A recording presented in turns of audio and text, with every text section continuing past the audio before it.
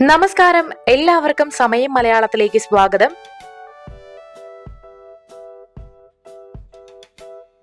Anti oxidants ധാരാളമായി അടങ്ങിയത് കൊണ്ട് തന്നെ ചർമ്മ സംരക്ഷണത്തിൽ വളരെ പ്രധാനപ്പെട്ട സ്ഥാനം തന്നെയാണ് വൈറ്റമിൻ സിക്കുള്ളത്.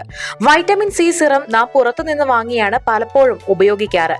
ഇന്നത് വീട്ടിൽ തന്നെ തയ്യാറാക്കിയാലോ? അതിനായിട്ട് വേണ്ട ചേരുവകൾ എന്തെല്ലാമാണെന്ന് നോക്കാം. വൈറ്റമിൻ സി പൗഡർ അല്ലെങ്കിൽ ടാബ്ലറ്റ് ചർമ്മം ബ്രൈറ്റ് ആകാനും ഹൈഡ്രേറ്റ് ആയിരിക്കാനും ഹൈപ്പർ പിഗ്മെന്റേഷൻ കുറയ്ക്കാനും ഇത് സഹായിക്കും.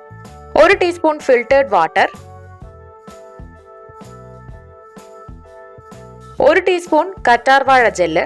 ചർമ്മം മോയിസ്ചറൈസ് ആയിരിക്കാനും സ്ട്രെച്ച് മാർക്കുകൾ മാറാനും വരകളും ചുളിവുകളും മാറി ചർമ്മം യുവത്വമുള്ളതായിരിക്കാനും കറ്റാർവാഴ ജെല്ല് സഹായിക്കും.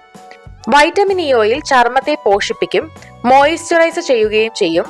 മാത്രമല്ല ഹൈപ്പർ പിഗ്മെന്റേഷൻ കുറയ്ക്കാനും വരകളും ചുളിവുകളും മാറാനും വൈറ്റമിൻ ഇ ഓയിൽ സഹായിക്കും. ഇനി ഇത് എങ്ങനെയാണ് തയ്യാറാക്കുക എന്ന് നോക്കാം. അതിനായി ഒരു ബൗൾ എടുത്ത് 1 ടീസ്പൂൺ ഫിൽറ്റേർഡ് വാട്ടർ ഒഴിക്കുക. ഇതിലേക്ക് 2 വൈറ്റമിൻ സി ടാബ്ലറ്റ് ഇട്ട് നന്നായി ഇളക്കി കൊടുക്കാം.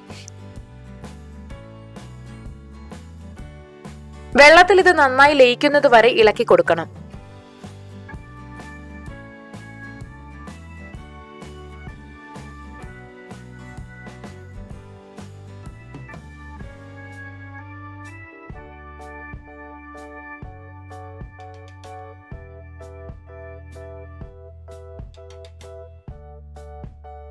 നന്നായി ലയിച്ചു കഴിഞ്ഞാൽ ഇതിലേക്ക് 1 സ്പൂൺ കറ്റാർവാഴ ജെല്ല് ചേർക്കാം.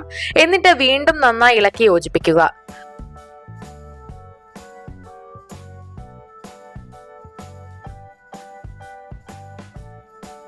അടുത്തതായി വൈറ്റമിൻ ഇ ക്യാപ്സ്യൂൾ പൊട്ടിച്ച് ഒഴിച്ചിളക്കാം. നന്നായി ഇളക്കി കഴിഞ്ഞിട്ടുണ്ടെങ്കിൽ നമ്മുടെ സിറം ഇവിടെ തയ്യാറാകും.